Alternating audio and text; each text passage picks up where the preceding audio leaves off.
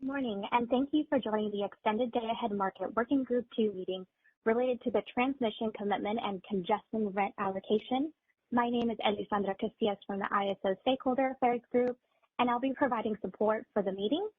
Deb Levine is the facilitator assigned to this working group, and Emily Hughes is the scribe, along with Phil Pettingill, who is listed as panelist, is the coordinator overseeing all three of the active EDAM working groups. The meetings for this working group are held weekly Tuesdays and Thursdays from 9 to 11 a.m. Participation details for each of the meetings are available on the ISO's public calendar. Next slide, please.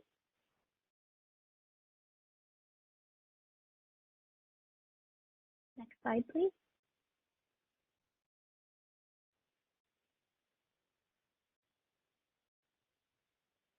Just give me a minute, please. Thank you, Shriyaz. Some meeting reminders. These working groups are intended to be collaborative, and we encourage participants to share ideas and perspectives during these meetings. If at any time you have a question, please raise your hand and the facilitator will call on you. And as a reminder, please state your name and affiliation first so that the rest of the group knows who's speaking. The working group meetings are recorded and video files are posted on the corresponding working group web pages. Please request permission from the ISO before reprinting these transcriptions. Stakeholders are welcome to present perspectives at these meetings. If so, please submit a request to present using the Inquiry link located on the resources slide at the end of this presentation. Materials related to the working group 2 meetings are posted on the associated web page, which is also linked on the resources slide, along with other links to help you engage in the EDAM stakeholder process. Next slide, please. For today's agenda, after my welcome and introductions, I will turn the meeting over to Deb Levine to kick off today's meeting. Then we'll proceed with Milos Basanik, who will discuss EDAM transfer transmission rights, followed by James Lynn to discuss real-time market dispatch.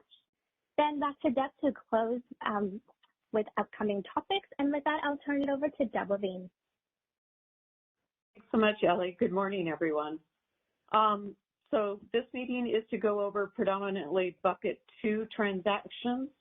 And what Milos is going to do is go ahead and give just a recap of bucket 1 and bucket 3 that we did last week, move on to bucket 2, and then James will discuss the compensation and allocation associated with the real-time market dispatch.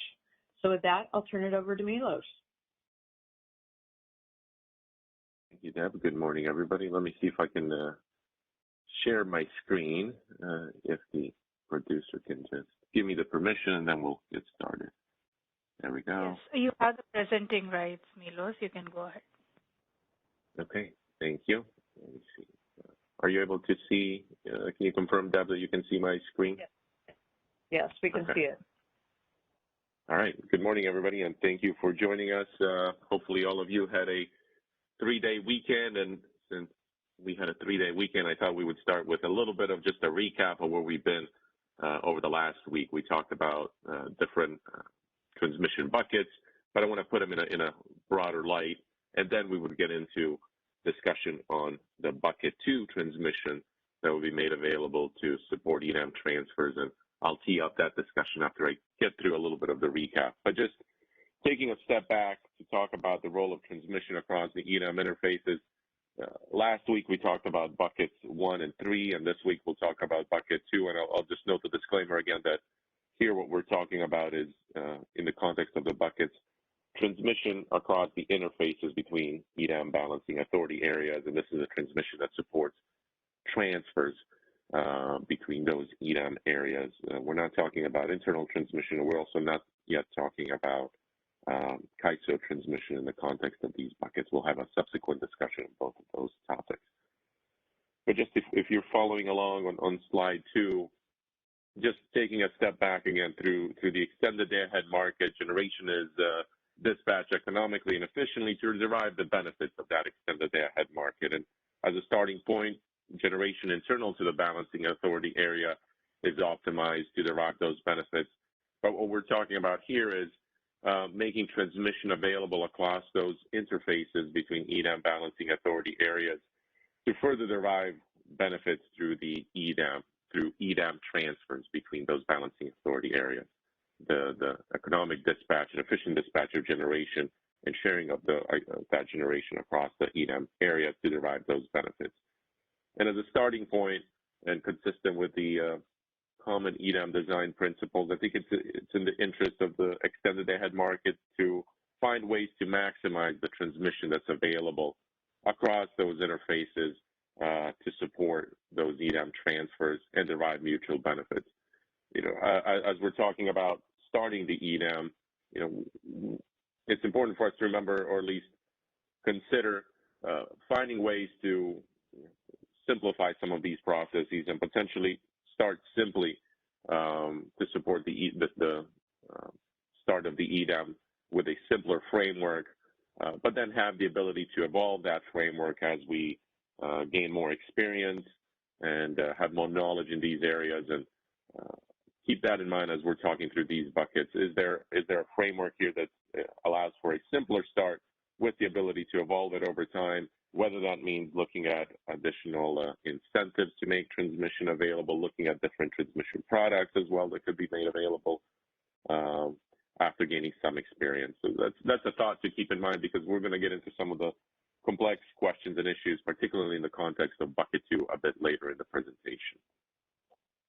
So just to highlight again where we've been in the context of the transmission buckets. Last week we talked about bucket 1 transmission, which is that firm or conditional firm, point-to-point or network transmission service that's made available, that supports the resource delivery of resource sufficiency generation across EDAM balancing authority area interfaces.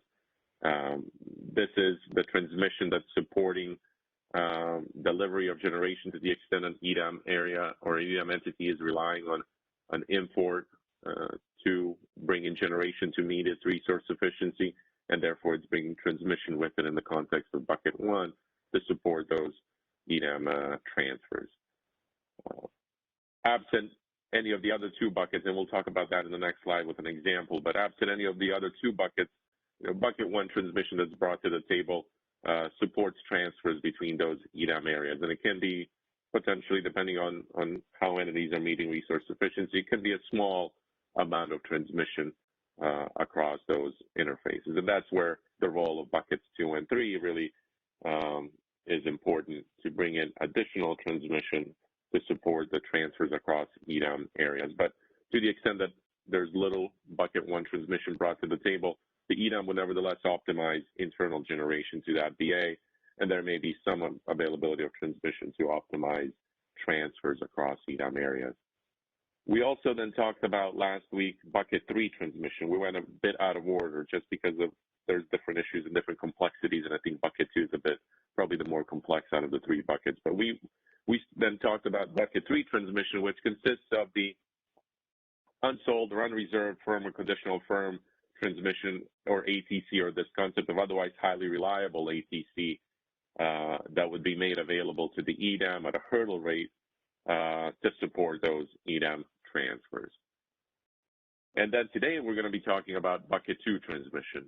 This has the potential possibly to be the one that brings the most transmission to the table, but it would consist as a starting point, and we'll talk about some of these nuances through the presentation, but as a starting point, it would bring firm or conditional firm point-to-point transmission to the table that would be voluntarily made available to the market in return for congestion rent. There's no usage rate associated with buckets 1 or 2. They're subject to congestion rent or allocations.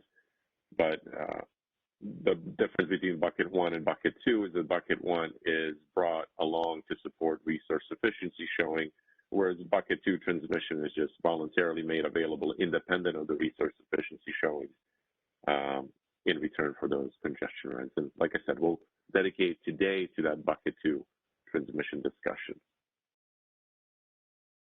And just to further illustrate the importance of buckets 2 and 3, and I'll use the example that we relied upon, or a simplified example that we relied upon when we did the bucket 1 presentation last week, I believe.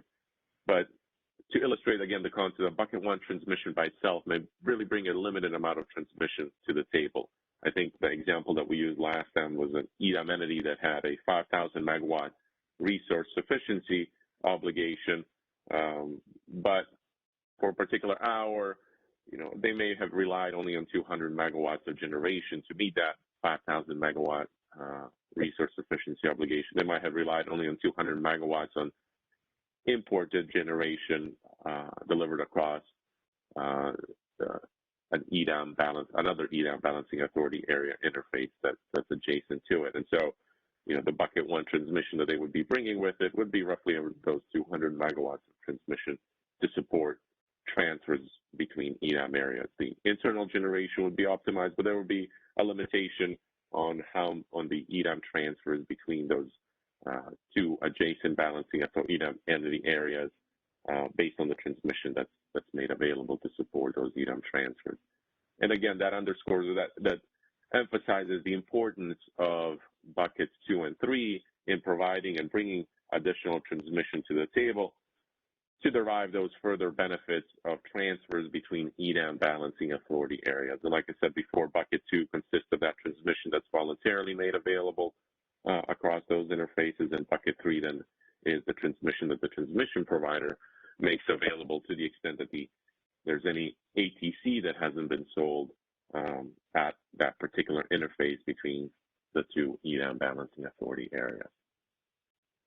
So that brings us then to the discussion, I think the focus of today, which is bucket 2 transmission. And before we jump into it, let me just tee up what we're going to talk about in the context of bucket 2. We'll start with and consider that this is a starting point to the discussion and to the framework of bucket 2 transmission, and there can be evolution on this to this bucket that we can discuss today based on some of the questions I raised. But I'll describe some of the characteristics, the starting characteristics of bucket 2 transmission, and then we'll talk about how is that transmission made available to the market, and in particular, how does an entity make that transmission available to support EDAM transfers? And there's the concept of electing to make transmission available to support those EDAM transfers in the day-ahead time frame and optimization through the market.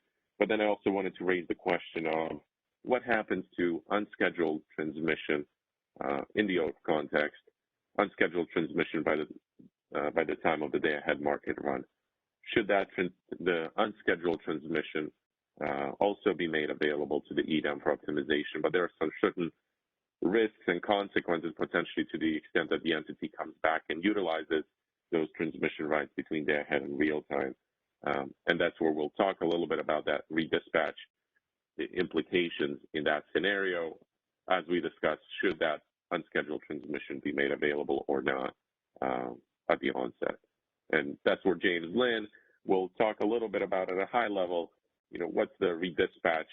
When we say redispatch in the context of the market, what does that mean in the context of bucket 2 transmission, but even more broadly, what's the exposure there to redispatch and from a settlements perspective to the EDAM entity to the extent that transmission has been made available for optimization in day-ahead, but is then potentially exercised at a later point in time, and what's the redispatch implication there?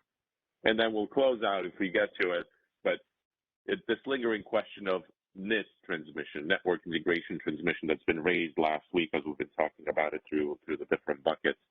But to the extent that there are designated network resources and some of them have been, some amount has been shown, in the context of bucket 1 transmission. But what happens to the remaining portion of that designated network resource? Should that transmission be made? Where does it fit? Should it be made available to the EDAM? And if so, does it fit in the context of bucket 2 or a different bucket? But we'll tee up that question as well for discussion. And so I'm joined with James Lynn, who's going to help me throughout the discussion when we get to the redispatch. And then we also have George Angelidis, who's here as well to help us if there are any kind of market-related questions and the intricacies of how the actual market optimizes some of this transmission.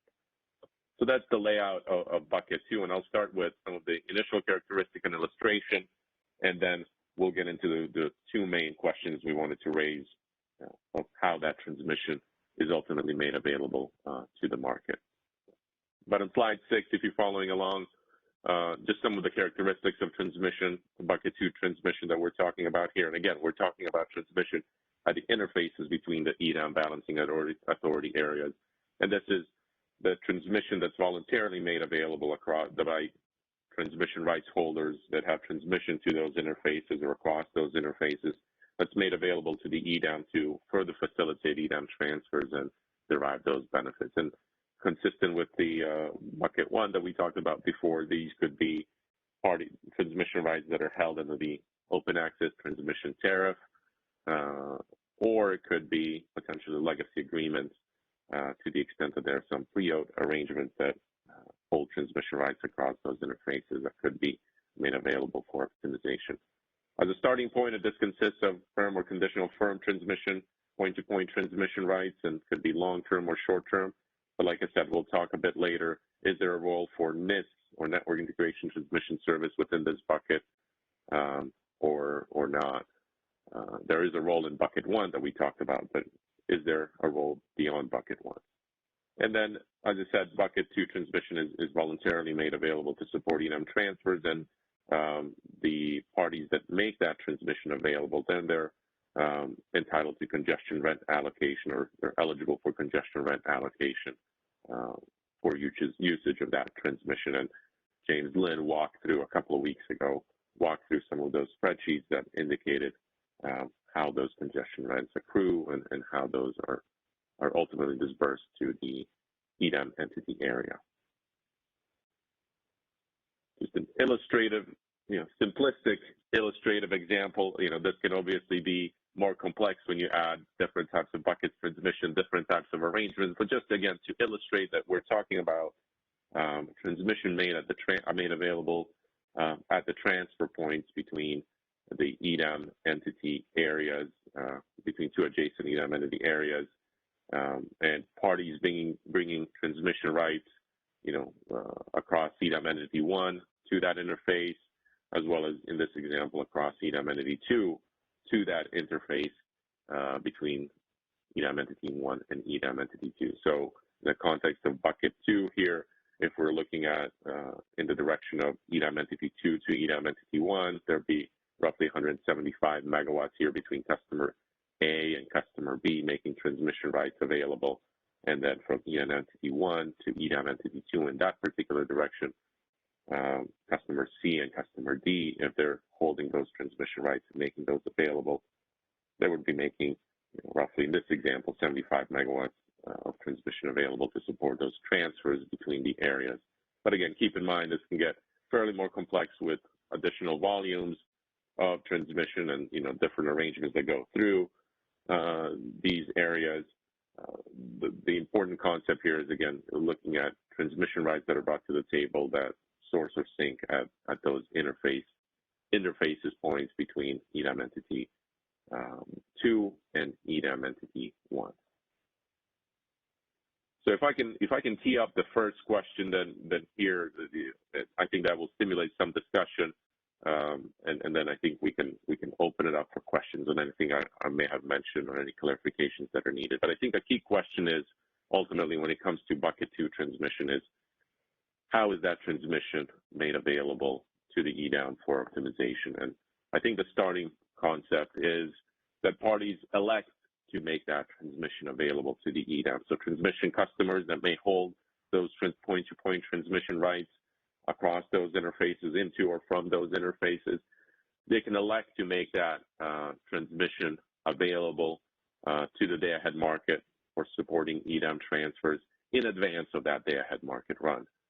So parties elect, affirmatively make a decision to make that transmission available to the EDAM for optimization and support those EDAM transfers. And that election then is communicated to the market that transmission is available for optimization. How ultimately the election and the process behind the scenes of electing to make transmission available, I think we've talked a little bit about it in the past about registrations and master file, and also a way of doing it for short-term transmission that we'll talk about as well. But then there's still the role between who is that communicated to the EDAM entity or the transmission provider, and then they notify the market or vice versa. Putting that aside, that process aside, the idea here is that the election is affirmatively made by that transmission customer in one way or another to make that transmission available to the market for optimization. And then I think, and this is what we want to test, but I think a sensible approach then is that if that transmission is elected to be made available to the market for optimization in the day-ahead time frame, that party then voluntarily making that available cannot come in later and exercise those transmission rights in real time. They're voluntarily electing to make that available in return for congestion rents, and they should not then be able to come back in real time and exercise those transmission rights, because again, that could lead to certain consequences from a settlement or otherwise. It may lead to potential redispatch that the EDAM entity and potentially its customers could have some of those costs assigned to them. And so if a party elects to make transmission available, I think I want to test the question and the concept that they should not be then able to exercise those rights in real time. There'll be accruing congestion rents, and that mitigates as well the risk of redispatch of the EDAM entity, as well as supports those dependable EDAM transfers by knowing that that transmission is squarely made available to optimize EDAM transfers through real time. So let's pause here, Deb. I don't know if there are any questions. I can go to an illustration after this, but I think hopefully everybody gets what we're trying to, this approach for making transmission available to the EDAM. It's an election approach. Okay.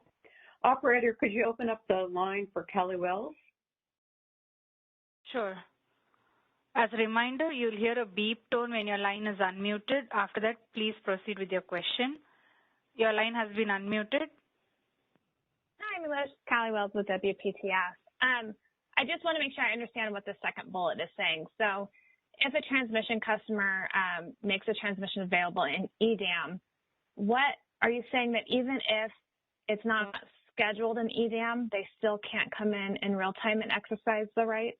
So I know in prior working group meetings, there was this question about what happens if that transmission is not actually used by the market. No, that's a great question and a great nuance, and I think we can test that as well. But I would think then that if that transmission is not utilized in day ahead, I think the parties then could come back. And it's a great clarification we can make here. If that transmission is utilized, then they cannot come back in real time and exercise those rights. But if those transmission rights are not utilized, I don't see harm for them being able to utilize those transmission rights in real time. And we can test that again with others as well. But I think that makes sense, that if the market doesn't optimize those transmission rights, they're not necessarily accruing congestion rents, and they can come back and utilize that transmission, exercise those transmission rights. Okay, I appreciate that clarification. Yeah, Kelly, this is Deb. We had that discussion a couple of weeks ago, and the thought is that after the EDAM is published at 1 o'clock, any transmission that was not used in EDAM would then be turned back to either the transmission customer or the transmission provider, depending upon who owns it at that point in time. Okay, yeah, I just wanted to make sure that was kind of still where the conversation was going, and that the second bullet wasn't maybe rethinking that discussion. So thank you. Yeah, correct. Operator, the next question comes from Carly Page. Could you open up their line? Sure. Please go ahead. Your line is unmuted. Hi, my name is Carly Page. I'm a policy advisor at the Nevada Commission. I apologize, still a little behind the 8 ball here and confused. Based on the slide, is the CAISO proposing to interact with the EDAM entity, in other words, the BA, or is the CAISO proposing to interact with the transmission customers, like the small co-ops and industrials that are in the BA's footprint? Thank you, Carly, for the question. Yeah, I think the primary interaction here is with the EDAM entity, the balancing authority area. How the transmission is made available, I think we can dedicate a bit of time to talk about, the mechanics behind that if necessary. But I would envision that entities that want to make transmission customers that want to make that transmission available to the EDAM would work through that EDAM entity and the transmission provider, who can validate that there are existing transmission rights that somebody wants to make available at the appropriate interface. So I would see us primarily interacting here with the EDAM entity in those rights being made available, as opposed to with the individual muni or the co-ops in the context of making transmission available, if that's what you were getting at, Harley. I think so, Milos. Thank you. I guess from my perspective, it's going to be a heavier lift for you to interact with some of our smaller munis and co-ops than it is for you to interact with the balancing area, which is effectively the large IOU. And I feel like this is a conversation that maybe needs to be had across all of the working groups, because I just want to be very consistent, and I think it's important to be very consistent in who is talking to small LSEs, industrials or industrials in the footprint that are their primary purpose is not trading electricity, right? In a lot of cases, and so how we package this to explain this to those folks is important. Yeah, no, very fair point, and thank you for bringing that up. Yeah, the only reason I'm noting that we may need to bring this a bit more, back some of the mechanics behind it is, I think early on we had talked about different transmission customers registering transmission rights in master file, but I think we may need to rethink that concept, and there needs to be likely a process working through the EDAM entity, the transmission provider, to ensure that whatever transmission rights are being made available to the EDAM, it all goes through that EDAM entity, who can, again, validate that there are existing transmission rights that parties hold through them that can be registered. But yeah, I think similar to the EIM, the intent here is to work through the entity itself as much as possible, and to the extent an EDAM entity in the future wants to join, there will also be, each one of them will need to have their own stakeholder process to consider tariff changes, other process changes,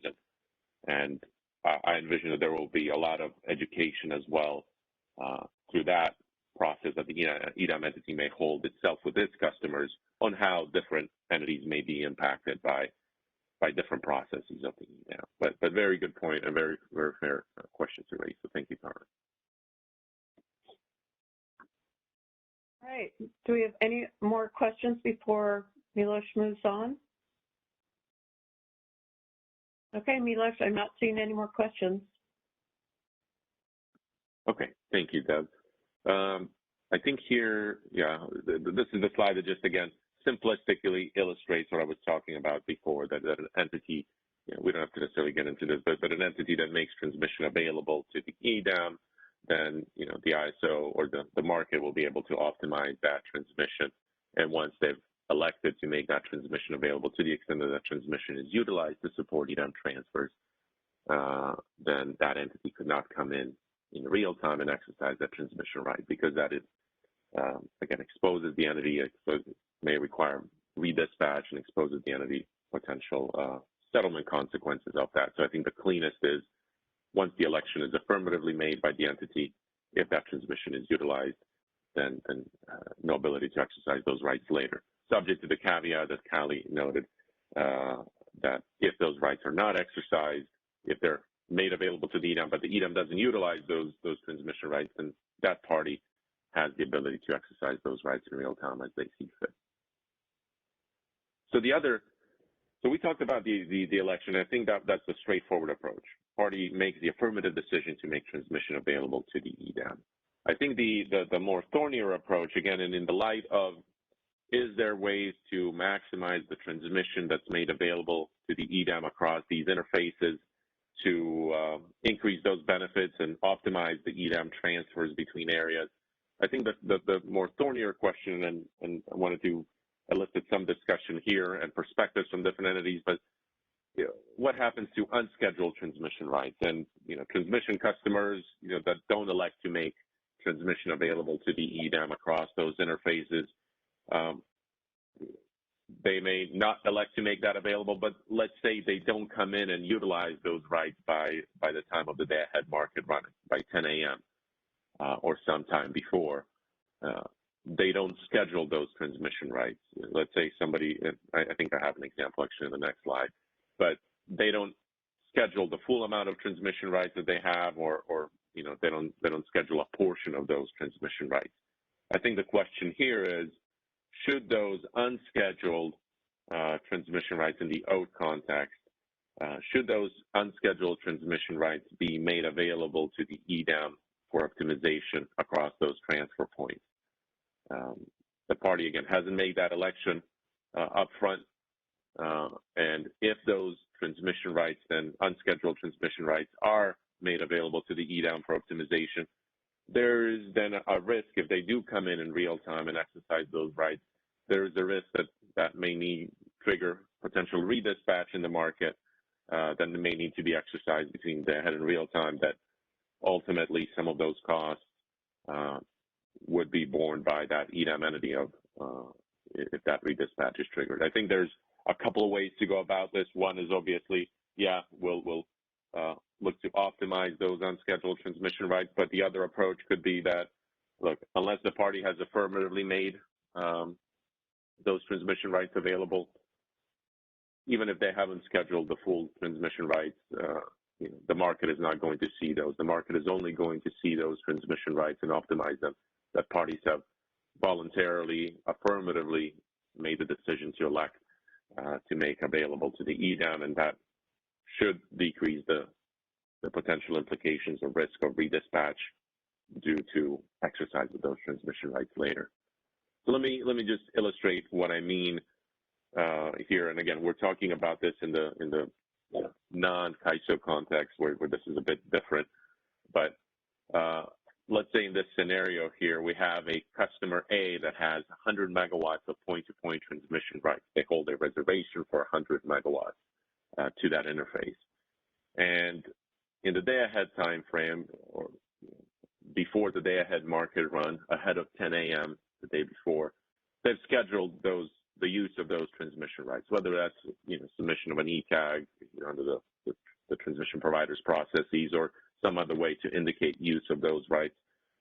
They nevertheless scheduled the 75 megawatts out of that 100 megawatt reservation, indicating that they plan to utilize at least 75 megawatts of those transmission rights.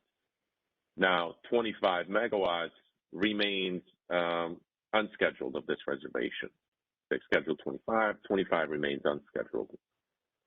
And now the question for us is, what happens to these 25 megawatts that's been unscheduled? Should the market optimize that, or should the market not optimize that? And again, the conundrum here is, if you optimize it and this party comes in and then in real time exercises those transmission rights, that may trigger redispatch of generation to account now for that use of those transmission rights, and may lead to having to redispatch other generation across a different area or across a different constraint to make that difference up if those transmission rights are utilized, and that may trigger certain costs then to be allocated to the EDAM entity because 25 megawatts of those transmission rights now have been utilized that the market originally thought in their head they were available.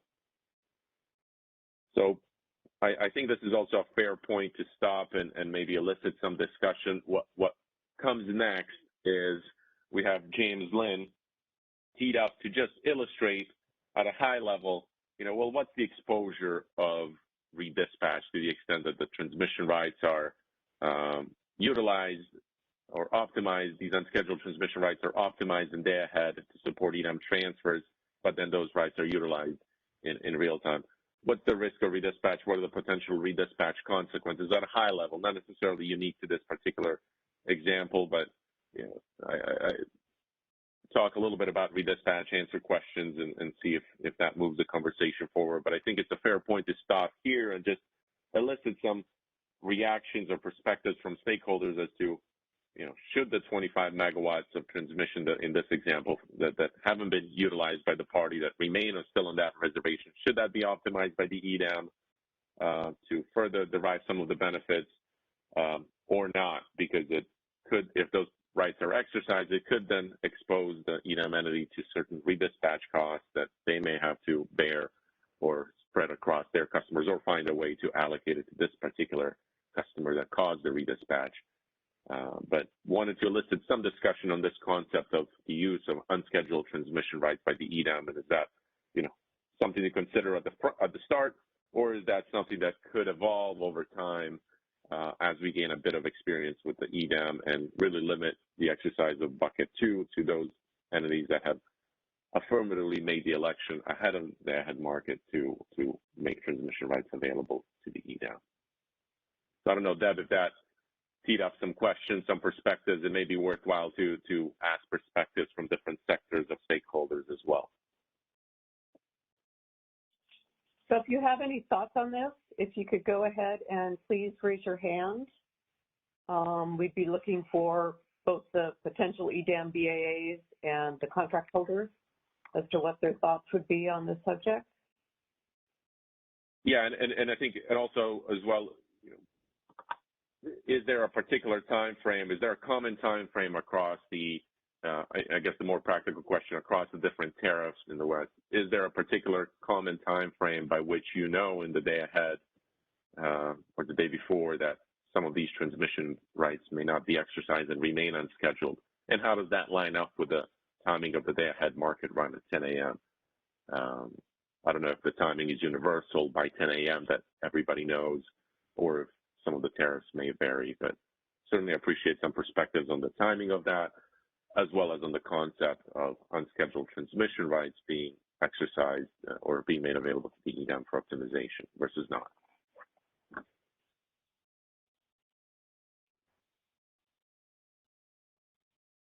Doug Boccignoni, operator, could you please open his line? Sure. Please go ahead, your line is unmuted.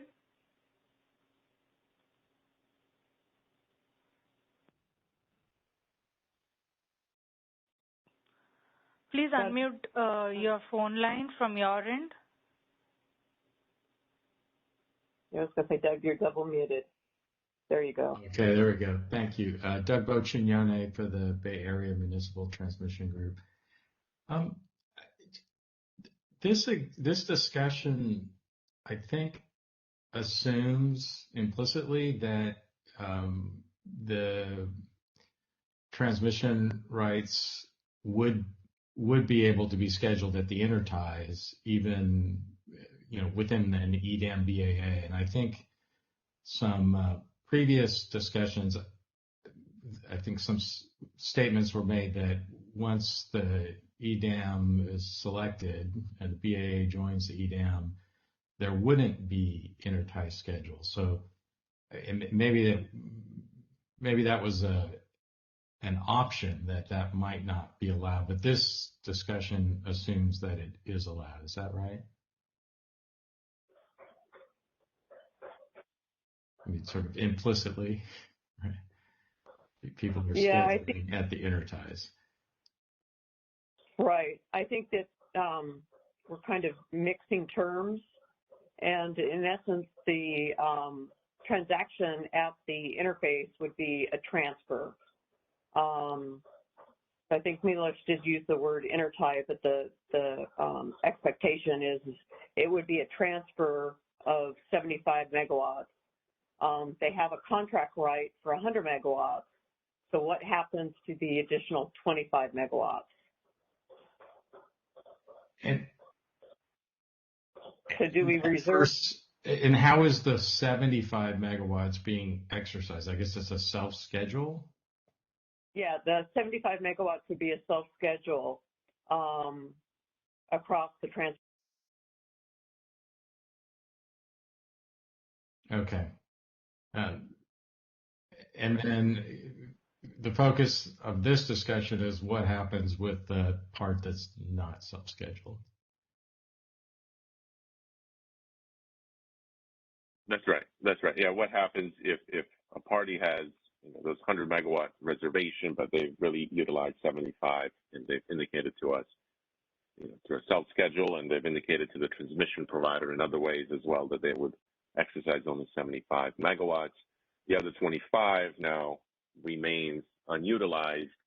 Should the EDAM look to optimize those remaining 25 in day ahead,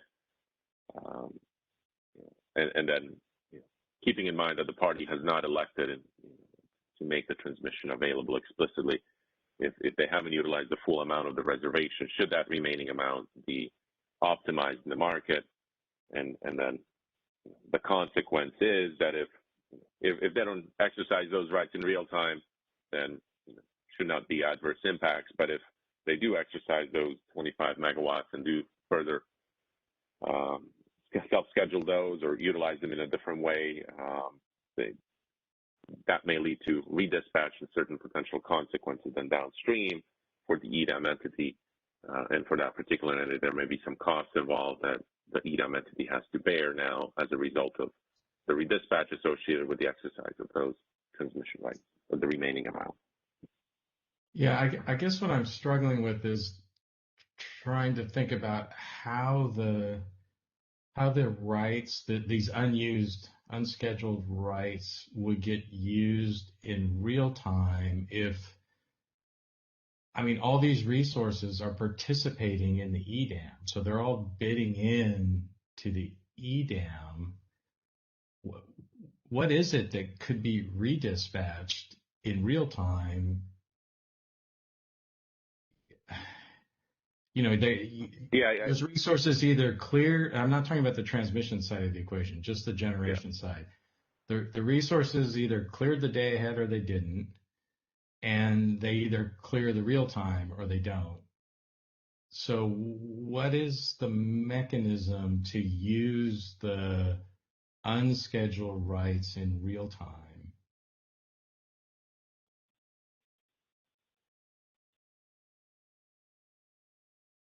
Right. Good question. So, stepping back a bit, in the day ahead time frame, and George and James, feel free to jump in a bit as well, but in the day ahead time frame, the market may have assumed there's a certain amount of transmission here to optimize at this interface.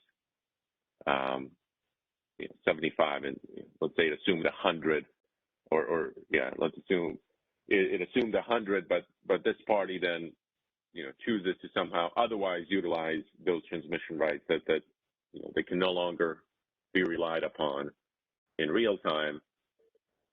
Now you have a potential need for redispatch and moving on, and I think we'll get into that in subsequent slides when James walks through some redispatch scenarios. But the market now may not be able to rely potentially on the full 100 megawatts of those transmission rights in real time if that customer hasn't exercises them in some different way. And it's a good question. What does that exercise look like if this is between two EDAM balancing authority areas? But the concept is, go ahead. Sorry. I just don't see how this works. I mean, I could see if the transmission was somehow connected to a non-EDAM BAA, like it was through an EDAM BAA, but I think just by definition, all the generation in the EDAM BAA is getting dispatch optimized. So there isn't anything I mean, the redispatch, it would all be just on paper. It would be I don't want to say, it might be a reallocation of value somehow if the rules allowed it. But I think physically, like the market optimization wouldn't change at all. Hello, Doug. This is George Angelidis. Yeah. Hi, Doug. Can you hear me? This is George Angelidis with the ASU. Yeah. So here's the notion of the redispatch in this example. So this was 100 megawatt of transfer capability that was released in the EDAM, and 75 megawatts were self-scheduled by the participant, right? So 25 megawatts were still released in EDAM, but the right was not exercised for those 25 megawatts. So let's say that the entire 100 megawatt of transfer was scheduled in the day-ahead market. 75 megawatts was used by the participant, and 25 megawatts was used by other resources, essentially, to schedule the transfer. So now we're saying in real time, the contract holder wants to exercise the remaining of the 25 megawatts, so self-schedules in EIM now another 25 megawatts to use that right, whatever was left over from EDAM. So the notion of the redispatch comes into the picture that now you need to have a redispatch of all resources in those two EDAM BAAs to essentially have a counterflow of 25 megawatts now in the opposite direction to create room for the 25 megawatts self-schedule that's exercising the remaining of the rights.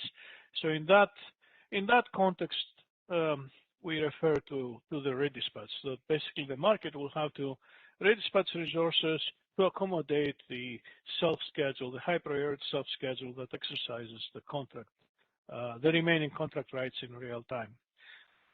Okay?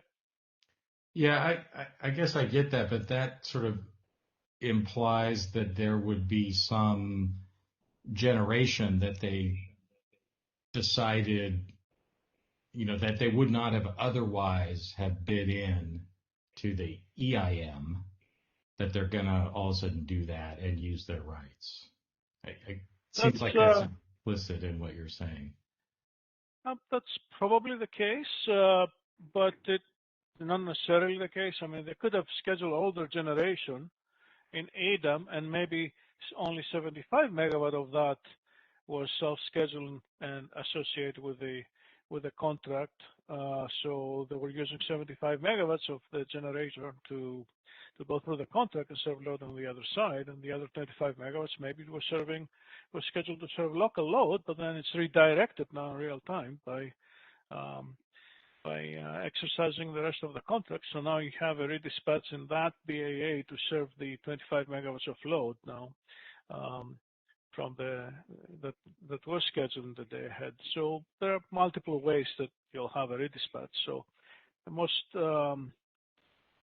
what I was assuming here is that, yeah, they only schedule 75 megawatts of the generator. Now the other 25 comes in real time. So now you have a redispatch to create a 25 megawatt counterflow to accommodate now the real-time additional 25 megawatt of the right that they're exercising. So that's different. I guess I appreciate that. I guess I'm thinking if they're sort of behaving in a economic way, I would expect not to see very much consequences of this redispatch. I wouldn't even call it consequences. Yeah, I know redispatch sometimes they carry a negative connotation. For me, this is just the real-time market doing its job. And there's a lot more going on than this particular accommodation of this contract. Demand is different, real-time conditions are different, real-time bids are different. So there's a whole bunch of redispatch for the real-time market. It's the natural action that you expect from the real-time market. I don't consider it a negative thing, the redispatch. It's a good thing. We're minimizing cost, right? Yeah. Okay, good. Thanks. Yeah, and thanks, Doug, for the question. I appreciate it. Great point, George. And I think that's what in the next few slides we'll get at really is that there's all kinds of redispatches, as George was saying, that going on in the market due to different load conditions, due to other displacement of generation that, this particular consequence, I don't know that it will be that easy to at least distinguish it or tease out or attribute a particular redispatch in this particular scenario. But we'll walk through that in the next few slides if there are any more questions after this, because I think walking through those slides, I think after that the question will be, well, are the consequences here significantly different than other redispatch scenarios, or is this just the expected operation of the market, and therefore unscheduled transmission rights, the EDAM entities or the EIM entities, maybe there's a bit more comfort with unscheduled transmission rights being made available for optimization. in the EDAM. But that's ultimately the question we want to tease out here: is the election approach versus this, or in conjunction with this unscheduled approach, is that framework palatable, or are there just some underlying additional concerns related to the unscheduled transmission rights approach that we need to consider here? Deb, I'll turn it over back to you. Sorry.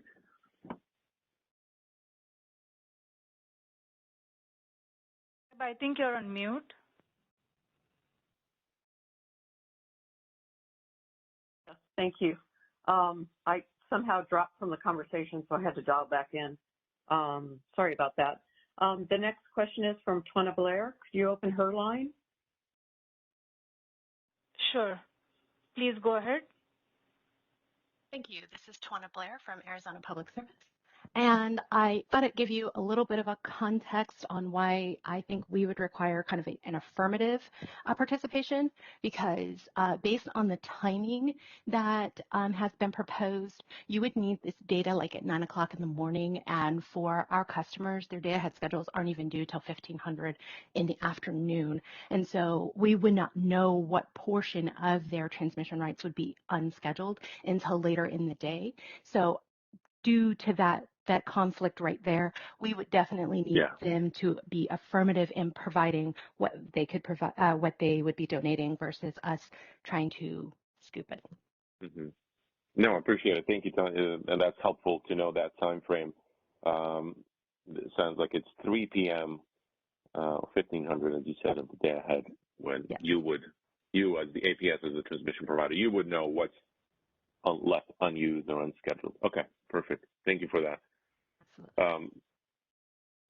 Deb, I don't know if there's a way to ask as well, is that a common time frame across the other tariffs as well, or do others have different time frames where this approach may be more palatable, considering the timing of the day ahead market around 10 a.m. or so, or does everybody kind of have different time frames, or but more or less aligned with APSs? Right. Operator, could you open the line for Kathy Anderson, please? Sure. Please go ahead. Your line is unmuted. Thanks. Kathy Anderson, Idaho Power. So, Milos, let me answer that just a little bit, at least from my perspective at Idaho Power.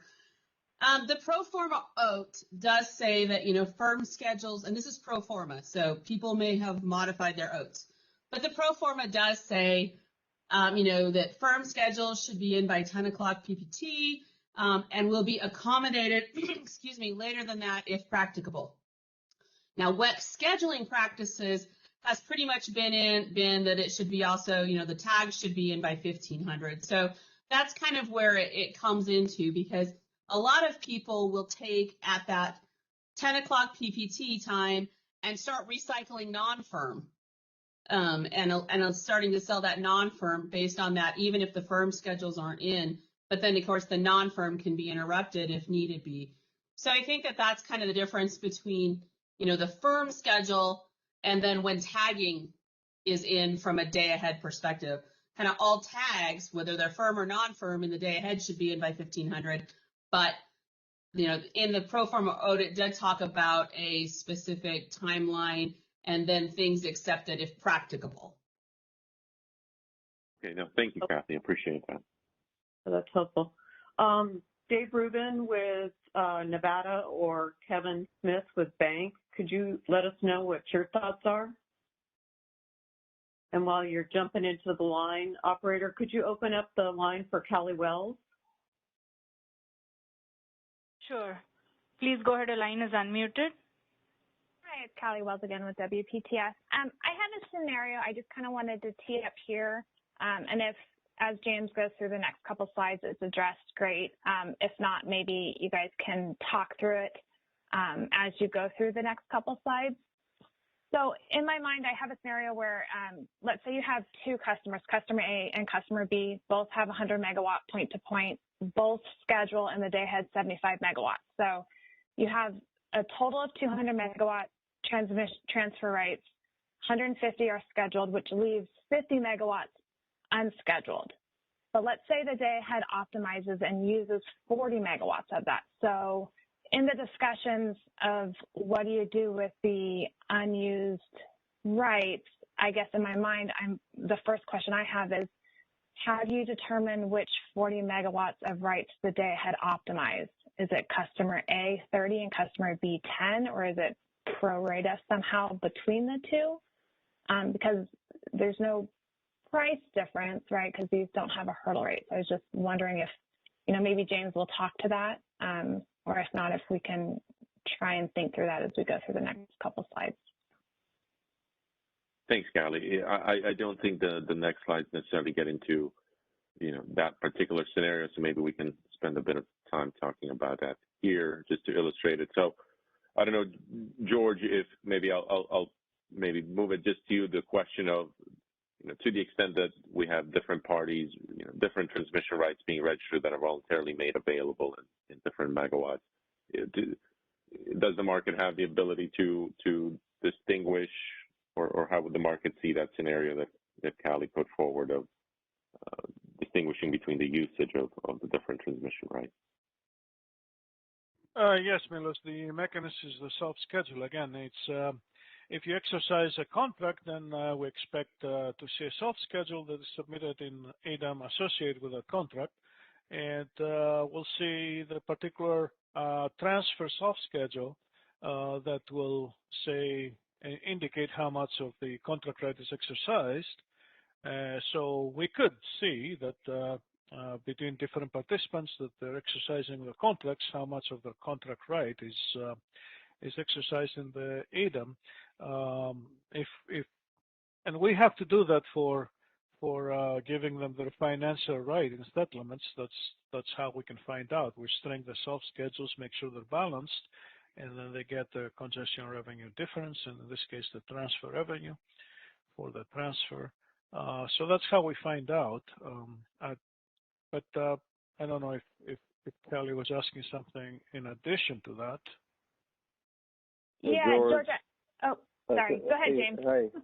No, I think Kelly was trying to understand is how we would distinguish between the two customers' unused transmission from a market perspective, which is being used. Would we be a pro rata? Would it go to one customer versus the other one first? I think that's what Kelly was getting, this question was related to. Okay, yeah. then I answered it. It's the self-schedule tells us exactly how much of the contract right is exercised. There's no. George, I guess the 50 megawatts. It's not self-scheduled. The remaining. But the market optimizes it and says it uses 40 megawatts. How do you figure out which contract or which customer that 40 megawatts goes to? We don't have to. We don't have to do that. They can come in real time and claim the balance of the right, but we don't have to do anything with the 40 megawatts. We don't have to allocate it. It's just EDAM use of a transfer, and they get the transfer revenue for that based on which transfer is scheduled. So if it is one transfer, then they're sharing it. We're giving the transfer revenue to the SC that is financially responsible for that transfer. Could be one of them, or it could be a third party that they authorize. It doesn't matter. But we don't have to do any allocation because there's always a designated scheduling coordinator associated with the transfer, so that we can give the transfer revenue. Or there could be two different transfers for two different contracts, in which case we don't have to. We just handle them each one separately, or they could all be registered to the EDAM BAA. Yeah, so I guess my question is, it's more the context of what was teed up at the beginning of this discussion of what do we do with the unscheduled megawatts if in real time, do we allow that customer to then come in and exercise that right or not? So if we say, yes, they can come in and exercise that right, in real time, then that's fine. But if they don't, but if we say they cannot come in real time and exercise that right, except for the amount that's not scheduled, my question is, how do you figure out which megawatts of the unscheduled rights goes to which customer? Well, We know how much is the right because we know the scheduling limit that was released on the transfer. We know from the association of the contract path with its right how much is the right for its party. We know how much is used from the self-schedules, and the rest of it is available in real time. If they have the right to exercise the balance of that in real time, they can come in real time and claim it by increasing their self-schedule. I don't see that there is any mechanism that we need to do to track this. It's self-tracking, right? So you have a 100 megawatt right. There's a 75 megawatt self-schedule, which is basically goes against that right. The other 25 is released in the market. It's going to be used optimally. Maybe all of it, maybe some of it, doesn't matter. In real time, the participant can self-schedule 100 megawatts and take the remaining 25, exercise the remaining 25 megawatts of the right. There's going to be a redispatch in real time to accommodate it. There's nothing really to track here. That's okay, Judge.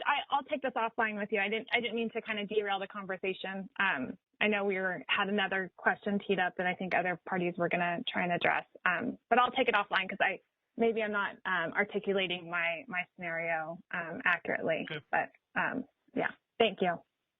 Okay, thanks, Kelly. Dave Rubin, were you going to let us know what the timing is for Nevada? Operator, if you could open up Dave's line. Sure. Please go ahead. Your line is unmuted. Thanks, Deb. On the timing question, I think Kathy identified it well. Ours is very similar to what Idaho explained.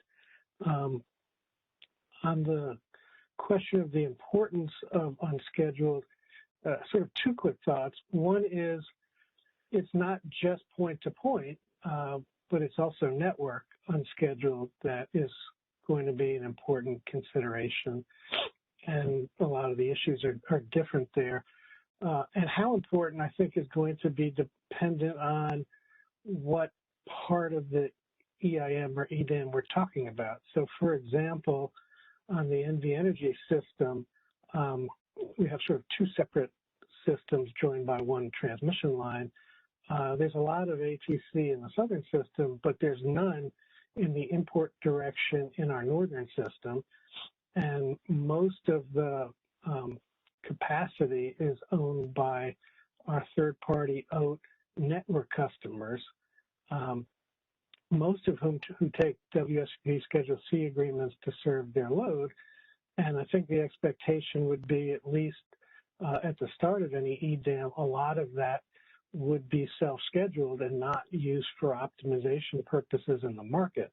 So it's a simple way of saying that if you don't address the unscheduled transmission held by all customers, network and point-to-point, you're likely to not have a robust transmission platform in which to do the optimization and thereby achieve the market benefits. So, I think it's incumbent on the ISO to really consider this issue carefully and what is likely to be available for optimization if we don't really explore each possible, use for the transmission. Thanks. Okay, thanks, Dave. That's helpful. We have Kevin Smith teed up for Bank. Operator, could you open up Kevin's line? Sure. Please go ahead. Your line is, looks like he dropped off from the queue. Okay. All right. Actually, he just got back on the queue right now. Yeah, perfect. Let me go ahead and open. Yeah. Please go ahead. Your line is unmuted. Hey, Kevin Smith, Bank. Oh, sorry. I was trying not to leave my hand up, so I jumped out ahead of it. Kathy and David covered it very well. And, with the pro forma allowing a 10 a.m., anything beyond that, it's potentially available to the market, and we would just have to, it's really a policy issue that would have to be resolved if parties are going to utilize that transmission after, who's going to pay those redispatch costs. And so that's something that I think we're going to have to discuss internally within our own balancing authority, because we have multiple OATs. It's not just a single EDAM entity with an OAT. So that is going to be an issue we're going to have to discuss.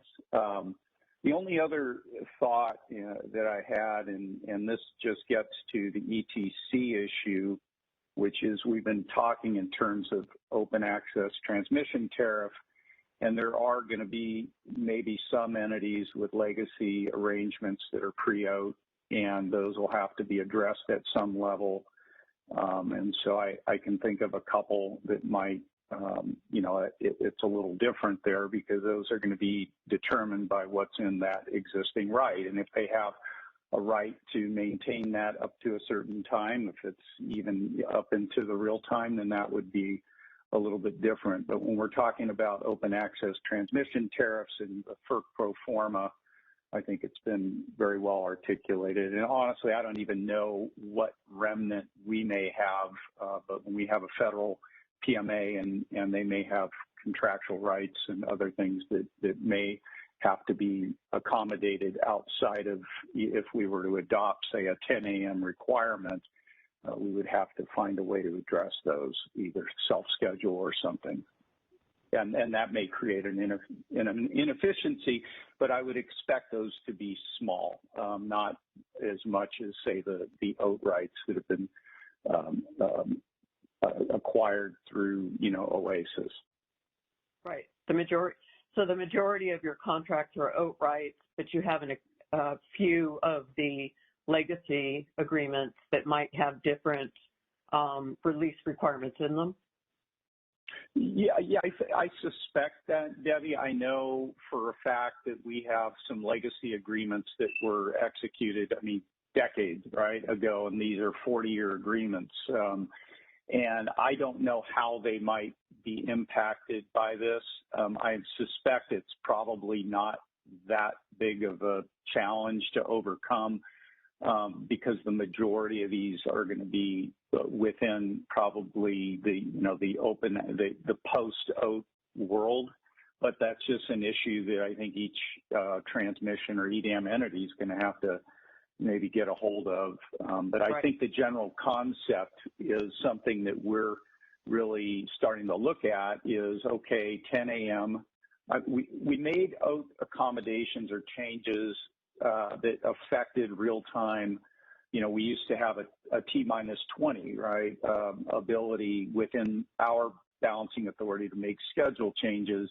And once we joined EIM, because that would change base schedules, we had to impose a new rule that said, if you need to make these changes, except outside of a reliability issue,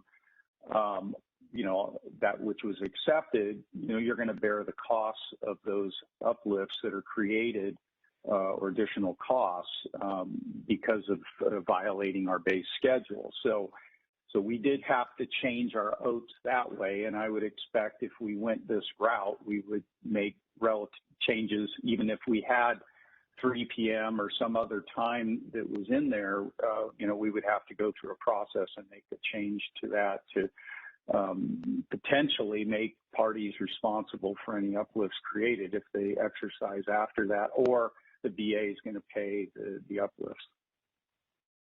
Okay, that's helpful. Thanks so much, Kevin. Operator, could you open up the line for Jan Strack? Sure.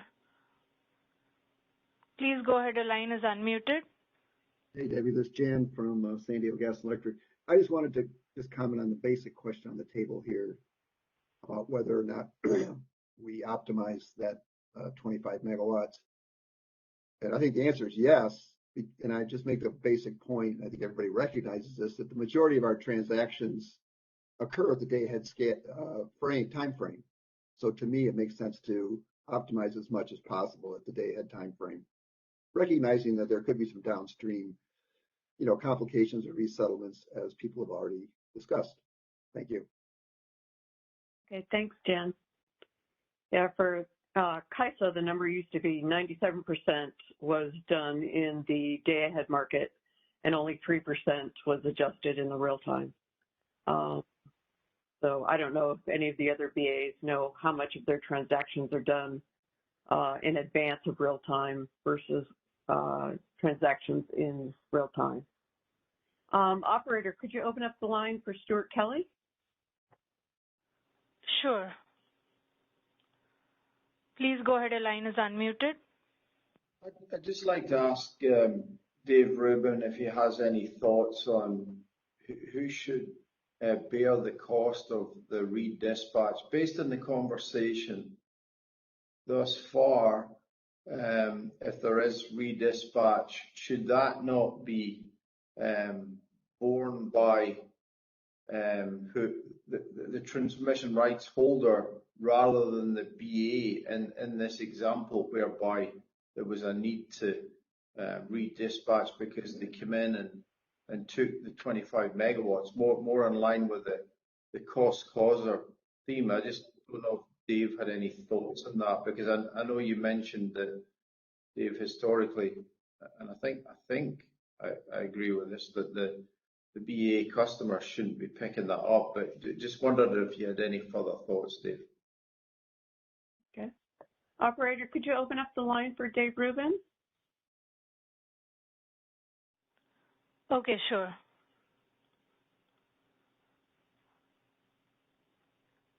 Please go ahead, your line is unmuted. Thanks, Stuart. I guess where I'm coming from is sort of first, I would like to sort of almost pool the congestion dollars to try and hold customers harmless. In other words, that to me should be the first use of the congestion dollars, would be to hold customers harmless against, what has traditionally been an outright. If that, pool is short, then, I think you're right, on a cost causation basis, it would be reasonable to assign it to the entities that made those changes and contributed to it. The other way of doing it, and it's hard because we don't really, know until you really get into it what the costs are and how much we're talking about, would be to do it as a general uplift because they've been exercising what had been a historic right. But I sort of like the approach you articulated, Stuart, because again, we want people to be making the economically rational choices consistent with the way the EDAM market is functioning, not the way things were done in the past. Right. And I think that's a perfect segue to James Lynn and the real-time market dispatch discussion. Unless, Milos, did you have any other questions before we move on to James? Yeah, I was just going to recognize that at the end, we do raise the question that David noted, but talking about recognizing that point-to-point is a bit different than network integration transmission service, raising the question, as Dave did, what happens to unscheduled network integration transmission service or unscheduled portion of the designated network resource that may have certain rights across those transfer points. So we'll get to that question as well. I think it's a very valid discussion to have, and where does that transmission fit, bucket 2, or is there a different place for it? But yeah, I think if no further questions, I think we can go. Sorry. Okay, I was going to say, I'm sorry. I thought the next tranche of slides was James. Yeah. Oh, okay. Okay. Yeah, no, you got it right. I was just teeing up that we do have that question for that Dave Rubin raised, and it's a good question to talk about the NITS aspect. But yeah, I think James is next. And let me just, before we go to James, let me just tee this up a little bit, because I asked James to put together a couple of slides to help illustrate the redispatch portion. Milos, hold on a second. Yeah. Jeff Spires just jumped into the question queue. Okay. Operator, could you open up Jeff's line? Sure. Please go ahead, your line is unmuted. Good morning, it's Jeff Spires with PowerX. Can you hear me okay? Yes, we can. Great, thank you. Just a comment about the previous discussion before we move on. Someone had just mentioned that this is an important policy question, and I just wanted to really emphasize that I agree with that. I think so far I've been thinking of bucket 2 as a voluntary contribution into the EDAM. And I think depending on the answer to what you do with unscheduled transmission, I think it might change the way that bucket 2 should be characterized, because I mean, I think of course if basically the market uses it whether or not you donate it or not, I think that raises the question of, you know, is bucket 2 really voluntary or not? So I think that it's important that we understand what bucket 2 really means from that perspective. And then the other comment I wanted to make was I do think there's a reliability consideration here as well. I'm just thinking back to the bucket 3 conversations that we've been having, in which there's been emphasis on recognizing that ATC that's sold by the transmission provider to the EDAM to support additional transfers has to be of a high enough quality that there's confidence that those transfers will be delivered and won't end up being curtailed. And I think I'm sort of struggling with the same question in the context of this discussion around shifting away from that concept of firm rights and going towards relying on unscheduled rights means that there's a risk that by the time you get to real time, the transmission owners use those rights, and you know, it's not necessarily simply a matter of redispatch costs. It could be that those EDAM transfers are no longer feasible at all. And I think that raises another important question about how firm should these transfers be, and to what extent are they something that can be relied upon, particularly when it comes to unit commitment and some of those other decisions that are made in the day-ahead time frame. So I just wanted to point a couple of those things out before we move on. Okay, thanks so much, Jeff. All right, Milos, back to you. Yeah, sounds good. Thank you. And thanks, Jeff, for those points. Very fair points, raising a couple of good questions that I think we can tee up as we go through this discussion as well. And you know, one of the things to think about in my mind as well is, you know, is this on this unscheduled question, is this a BA by BA decision? But I think it does come back to that question that you just raised that I need to think about more. What does it mean for transfers if these are no longer feasible, to the extent that some of these unscheduled rights are later utilized, and what are those implications? It's a good question to tee up, and I will come back to it when we get to the end of the presentation when we talk about NIT transmission as well. But I want to tee up the upcoming discussion that and a handful of slides that I asked James Lynn to put together, and I appreciate him putting those materials and sharing the presentation.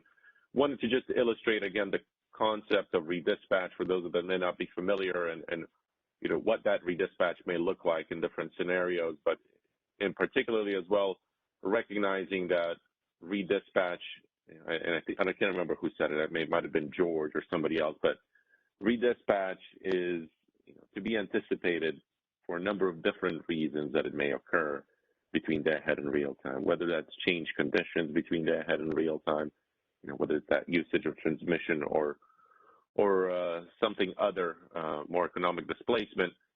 I think redispatch is an inherent part of the market, and want to walk through those few slides and see if that tees up any questions, because it may be, you know, we'll need to figure out, is there also a way to track what the cause of that redispatch may be, whether it's, again, change conditions, whether it's utilizing those transmission rights or else. But keep those thoughts in mind as James walks through this 101 kind of on redispatch, and trying to characterize what that exposure may be from a settlements perspective, triggered by the need to do redispatch. So with that, James,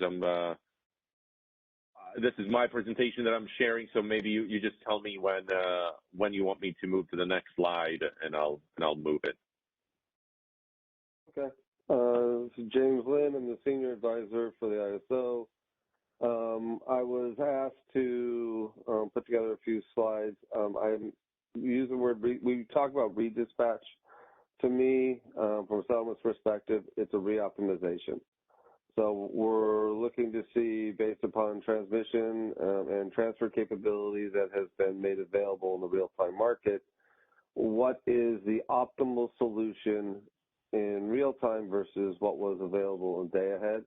And please note that settlements perspective, when we look at real time, it is an imbalanced market, so it's going to be a deviation settlement from the day ahead. So instead of getting down into the details, I just tried to do a very, very high level on what are some of the causes for reoptimization that would facilitate the use of transfers in either in counterflow or additional transfer capability.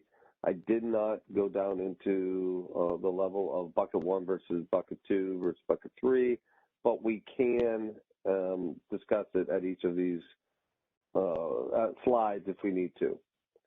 So if you go on the next slide, Milos. So the fundamental drivers for real-time market dispatch are really the real-time market demand forecast changes. These changes can be from a day ahead if you're in EDAM, or is it from base schedules? And so these demand forecasts are what the market is going to use to optimize the generation bids and determine what is the most optimal solution to meet that demand forecast. Now, there is a key in there is its demand forecast. Now, overall demand will be metered, and then there's imbalanced energy settlement associated with that load meter, but the market dispatches it based upon a forecast.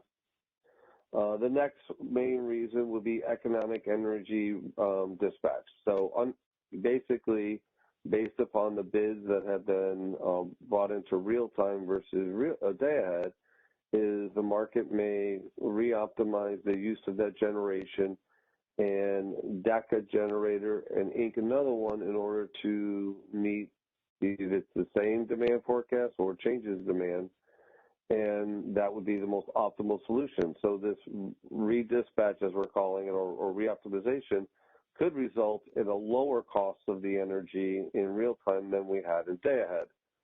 And one of the reasons why it could drive this is you have your bids, your real-time market bids, but you also have your flexible ramp requirements.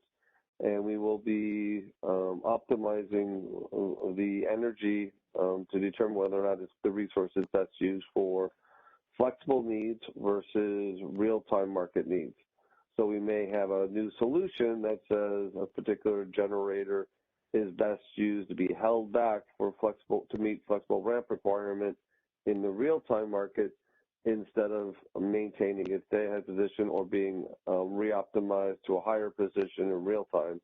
And another resource may be utilized to meet that change. The next one, which is going to be the biggest one to me, is the expanded market footprint, because when we go from an EDAM footprint to EIM footprint, we are adding in additional balancing authority areas, which means we add in additional generation bids, additional load forecasts, and additional flexible ramp requirements. Based upon all of these inputs, you're going to come up with a different solution potentially than you would for day ahead based upon your generation. Now, some of this is predicated on how the scheduling coordinators represent that day-ahead position in real time, whether or not they do it through economic bids or if it's a self-schedule. If it's self-schedule, then we'll maintain that self-schedule. But if it's economic bids, it may be redispatched to meet the new solution, the new requirements, and therefore we may have inks and decks that make it a more optimal solution. And then last one is outages. You have transmission or generation outages. So when I go through these, I set a base day ahead position, and then I talk about each of these conditions on a very, very high level from a reoptimization perspective. So if we go to the next slide, I set this as a day ahead position, and this was related to similar examples as above. But in EDAM and BAA, I have two generators. Each generator has been dispatched to meet both internal load, and then based upon this optimization, there is a 100 megawatt transfer award that was using either, in this case, I'm saying it's bucket 1 or bucket 2, or a combination of bucket 1 and bucket 2 to meet load in EDAM BAAB. It also has, EDAM BAB also has some internal generation, generator 3 and generator 4 that were also dispatched to meet its load. It was just determined that in the day ahead that there was 100 megawatts, whether it be a self-schedule or whether it be an economic bid, that was best utilized to use the transfer capability to meet the load internal to EDAM BAB. So now we get to real time, and that'll be the next slide, the first example I was trying to walk through. Let's go next slide. Okay, in this scenario, I basically have a change in demand in EDAM BAB. I have an increase of 100 megawatts of demand forecast need. So based upon the optimal solution in real time, we determined that generator 1 still can provide the 700 megawatts. However, based upon the economic bids of generator 2, I'm now going to increase the output from generator 2 100 megawatts to serve load in EDAM BAB. What the optimal solution says that generators 2 additional 100 megawatts was more economic to serve the load in EDAM BAB than either generator 1, generator 3, generator 4. So what will happen is, from a real-time market perspective and settlement perspective, I'm going to pay the generator 2 for 100 megawatts at the real-time LMP. This could be a 15-minute or it could be a real-time RTD. But depending upon when the generator was dispatched will be based upon that real-time market LMP. Then the load, if it at the forecast, it will be charged an additional 100 megawatts in real time for the real-time market hourly lap LMP for that 100 megawatts in demand change. Now we have the transfers. The transfer shows that I have 100 megawatts export increase from EDAM BAA and an import into EDAM BAB. This 100 megawatts, we will calculate the transfer revenue from it. Depending upon the price differences between these two locations at the transfer, we'll calculate transfer revenue. And that transfer revenue would then be distributed to the transfer customers based upon which ETSRs was awarded the extra 100 megawatts. Now, this would be a good example if we talked about the bucket 2. Let's say 25 megawatts of this increased 100 megawatt transfer was due to bucket 2 self-schedule changes. We go from 75 megawatts to 100 megawatts. I'm going to calculate an additional 25 megawatts of transfer revenue for that ETSR, and I'm going to allocate, it'll be allocated to the transfer customer of that ETSR pair, where the other 75 megawatts in this case would be potentially using bucket 1 or other bucket 2 available transmission, and we would calculate that transfer revenue based upon that 75 megawatts and the price differential and allocate it to the appropriate parties. Now, all of this is based upon the market optimization, self-scheduling, and what is the available transmission capacity based upon the ETSRs at this transfer location. Now, I'm going to open up any quick questions here. If you have a question, if you could please go ahead and raise your hand.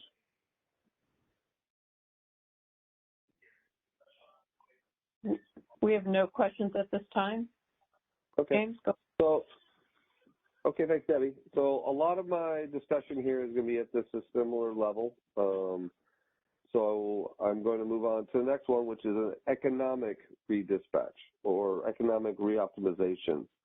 What the market has done is we have looked at the bids in real time, and generator 1 and generator 2 have submitted real-time market bids that were different than your day-ahead market bids.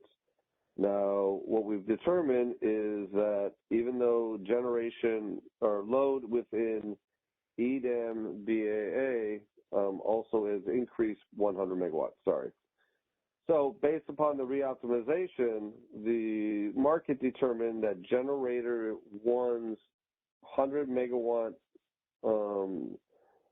energy that was being transferred into EDAM BAB is better used to meet the load within EDAM BAA.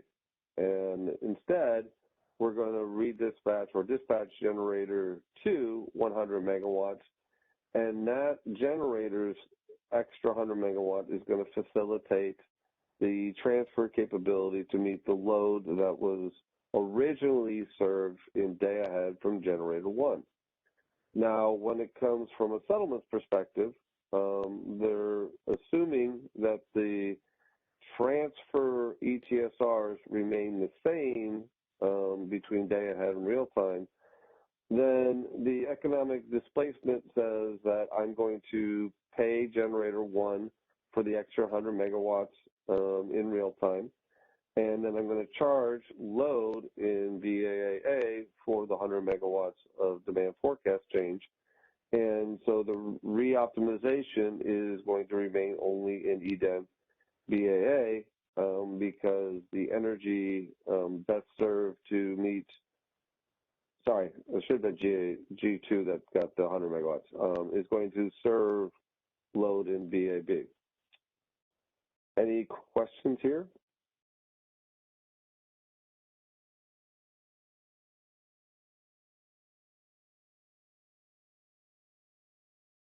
James, I'm still not seeing any questions. Okay. Why don't you go ahead? So yeah, this what I'll do is I'll stop at each slide and see if there's any questions and then keep moving. So on the next slide, it's probably, sorry, I put 2 slides in there once, sorry. This one, basically economic displacement in another way where the generator 2 was, we've determined that additional 100 megawatts of generator 2 should be serving additional load in, this one should have been outage. I apologize for that. So generator 3, and I did this last night and I think I made some mistakes here. In EDAM BAB, I have generator 3 has an outage of 100 megawatts. So now, based upon that outage, I need to reoptimize the market, and we determine that generator 2 in BAA is going to serve load, is going to replace that outage from generator 3. And therefore, I now have a 200 megawatt transfer between BAA to BAB.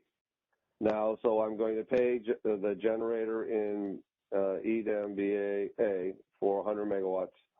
I am going to charge generator 3 for that 100 megawatts outage or imbalance change from day ahead. And then I'm going to calculate transfer revenue between EDAM BAA and EDAM BAB.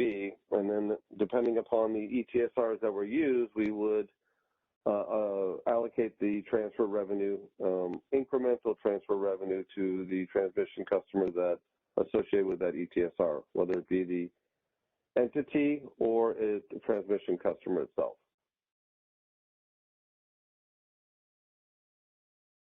So I'm going to clean up these slides. I see that when I put EDAM BAB, I did not update G1 and G2 to be G3 and G4, and I apologize for that. Okay, we'll go ahead and repost the slides after this. Why don't you go through your last example and then we'll open it up for questions. Okay. So in the last example is one that is going to be more for predominant, I believe, is now we have an EAM BAA joining. We've come in the real-time market, and now we've expanded our footprint to include the EIM balancing authority areas.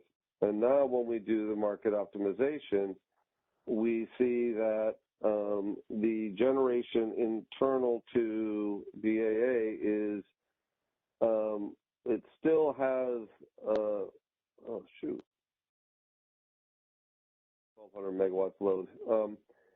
There is some reoptimization that says the generator in the EIM balancing authority area is now replacing the transfer capability from EDAM BAA that was serving load in EDAM BAB.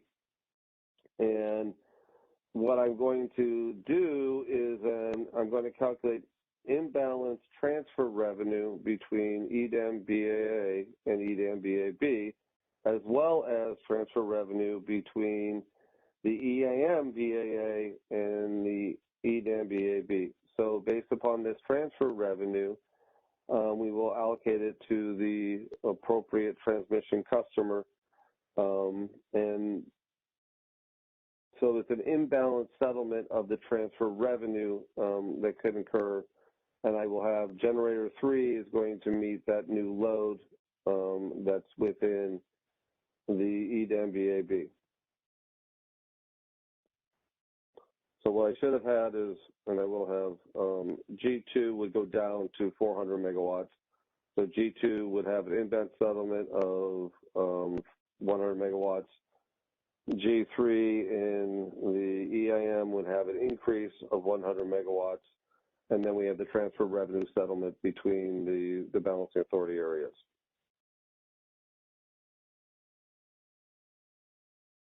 So if we go to the next slide real quick, and then we'll open it up. So basically what happens is settlement consequences is in all these scenarios, we will have FMM, a 15-minute or RTD imbalance energy settlement for all the generation that was dispatched. We will have load uninstructed imbalance energy settlement if the assumption is related to demand changes in real time from day ahead or base schedule. We will have an imbalanced real-time transfer revenue settlement, and it'll be allocated to the transmission provider that is associated with those ETSRs. And then there will be also potentially the real-time flexible ramp settlement for any resources, and I didn't really show it, but any resources that were used for flexible ramp instead of energy dispatch. And then there will be some potential big cost recovery exposure, but this would be the main portion of the settlement consequences. Now, the last part that is an exposure will be when we get down to the meters.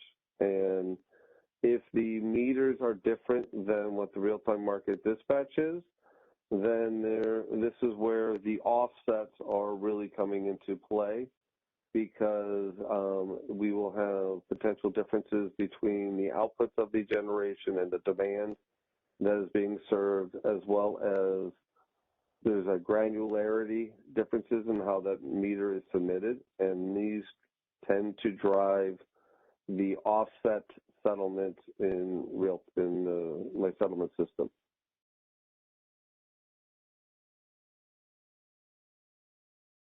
So any questions? Is that your last slide, James? Yeah. Okay, perfect. I know that was a lot, and I know typically I need to noodle over the settlements piece, but does anybody have any questions at this time? Operator, could you open up the line for Doug Boccignoni? Sure. Please go ahead. Your line is unmuted. Thank you. Doug Boccignoni for BAMX. I just have a comment that on the redispatch, because of the difference in participation in EDAM versus the Western EIM, I think a lot will depend, the extent of that redispatch will depend on whether the non-EDAM participants are allowed to bid in to the EDAM market. Like those that are connected to the ISO today can participate in the ISO market, even though they're not part of the ISO. I think it hasn't been decided what will happen with the EDAM.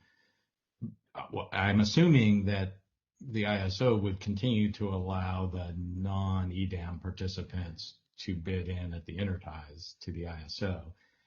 And I think to the extent that if that model is followed throughout the EDAM, I would expect that the extent of this type of redispatch associated with the expanded footprint would be less than if we don't allow that participation.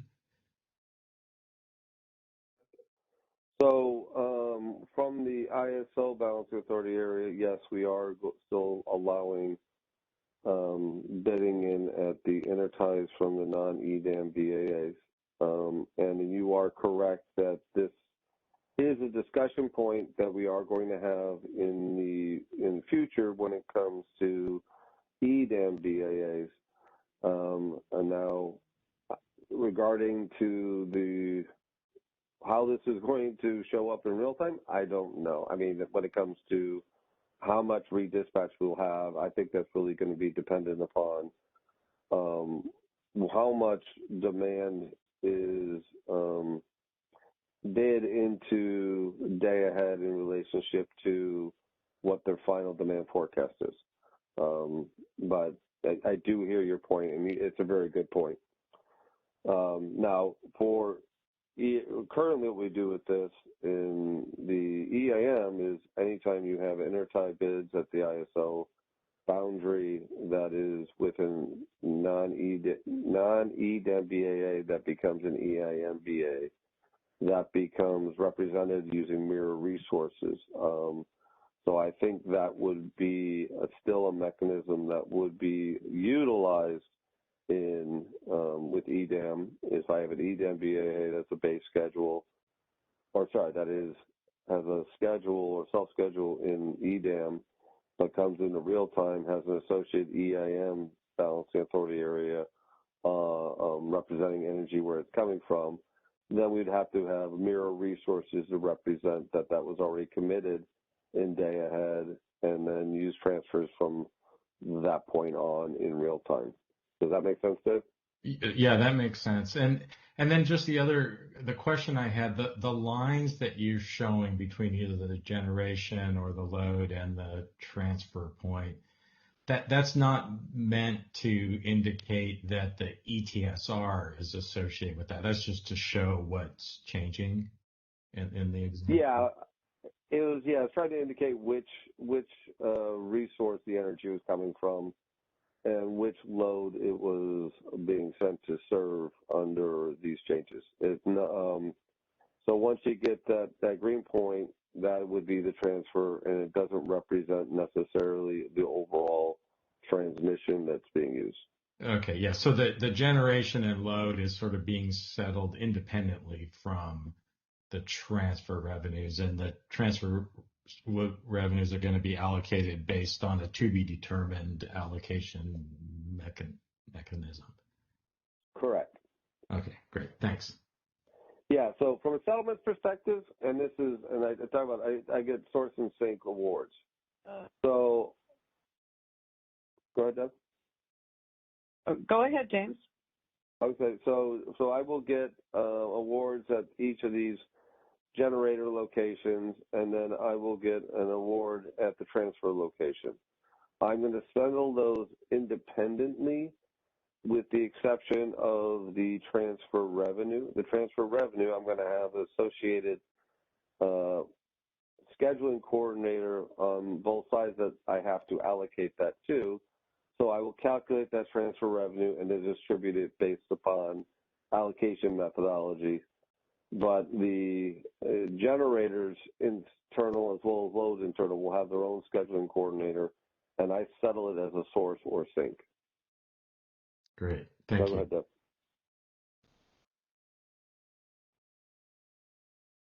Okay. Does anyone else have any questions?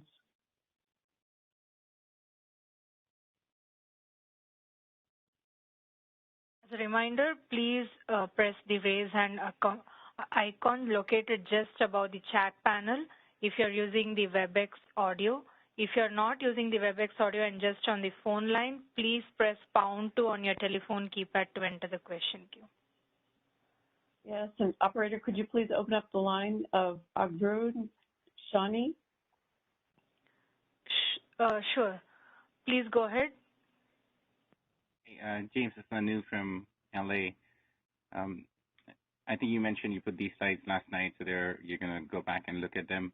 But I just wanted to make sure that if I look at most of these slides, the total of the generation is not matching up with the load, right? So that's something that you're going to go back and take a look at as well for accuracy purposes. Yeah, in this one, yes, but I think in all the other ones, they should match up. I think this one in 16 as well. I just wanted to sort of follow the example, but yeah, that's just for your reference. Okay, I will make sure I add them, make sure they all add up. Thank you. Okay, great. Thanks so much. Any other questions before we move on? All right, Miloš, we'll hand it back to you. Thanks so much, James. Appreciate your presentation. And I apologize for the mistakes.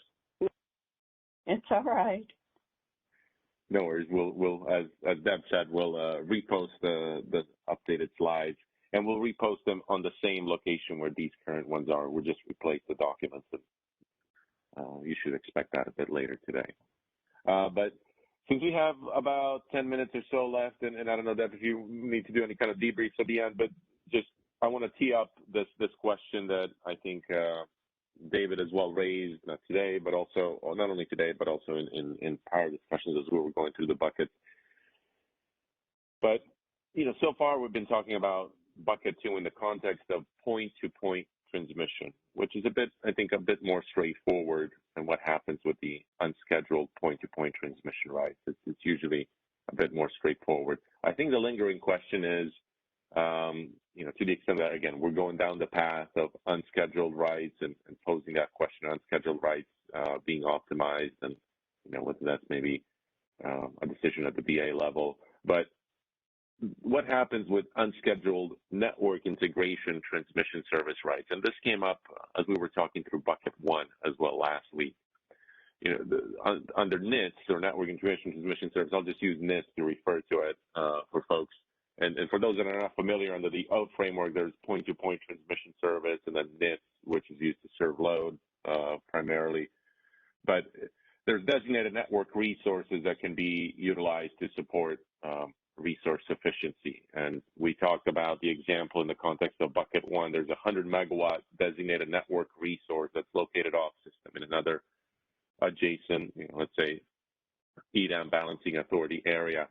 And they've used, for the resource efficiency, they've utilized maybe 75 megawatts of that resource towards resource efficiency. And so they're bringing with it, a certain amount of bucket 1 transmission. But what happens with the unscheduled amount of transmission, the remaining 25, again, in this scenario, that the resource is designated for 100, it's utilized for 75, but then there's 25 megawatts of the designated network resource that's unutilized for that particular time frame. Let's say it's a particular hour or so across the 24-hour horizon.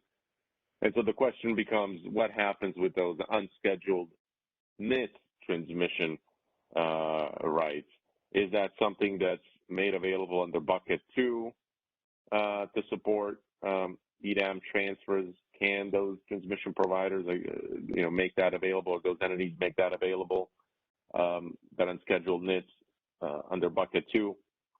Or is that something that maybe fits more under bucket 3 as transmission is released and maybe it bolsters the amount of ATC that's available under bucket 3 to support transfers? But this is, I think, a thought that we want to touch on or come back to and tease out what are the nuances here, particularly from the EIM entity's perspective. I think if we can optimize as well these transmission rights and not just point to point, that again puts additional transmission on the table for optimization to support EDAM transfers between balancing authority areas.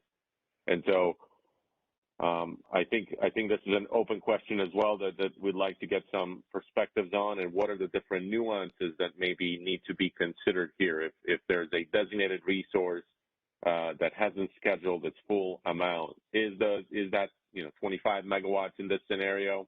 Does that flow back, find its way back into the ATC that is made available under bucket 3 at a hurdle rate, because now the 25 megawatts is unutilized to serve load and may not be needed again in that day ahead time frame, or it's not anticipated to be needed, or could that potentially be also made available under bucket 2, that those 25 megawatts in day ahead they're not anticipating using it, it's unscheduled in day ahead or unutilized, this 75 megawatts is self-scheduled, but the other 25 is not, in case maybe it's needed in real time.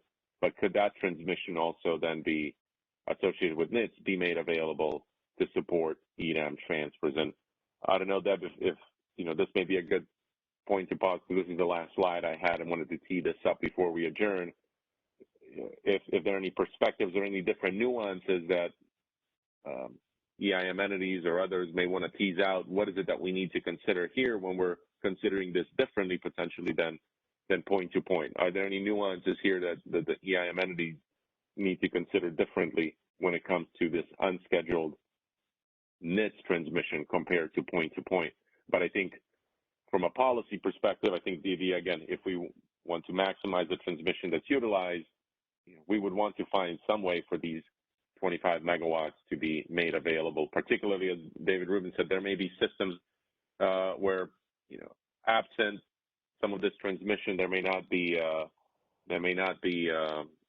transmission otherwise available, unless it's some of these unscheduled transmission rights that are made available to support EDAM transfers. And I guess the overarching question is this unscheduled concept something better left at the BA to BA level, to the extent that they want to maximize the benefits of EDAM? The election path is very straightforward. You elect to make transmission, but the use of unscheduled transmission, I would venture to say that has something that likely has to be discussed with, obviously, under each of the EIM entities' processes, and is this maybe better left at the discretion of the EDAM balancing authority area, or is a more overarching rule better to start with? So maybe I'll pause here, Deb. I know we have about 4 minutes left.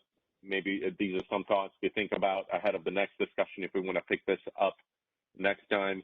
I don't know if there's enough time here to tease out some of the perspectives, but maybe we can leave this as an overarching thought for the next discussion, and teasing out, are there any specific nuances here that need to be considered for the different parties? So we have a couple of people in line for questions.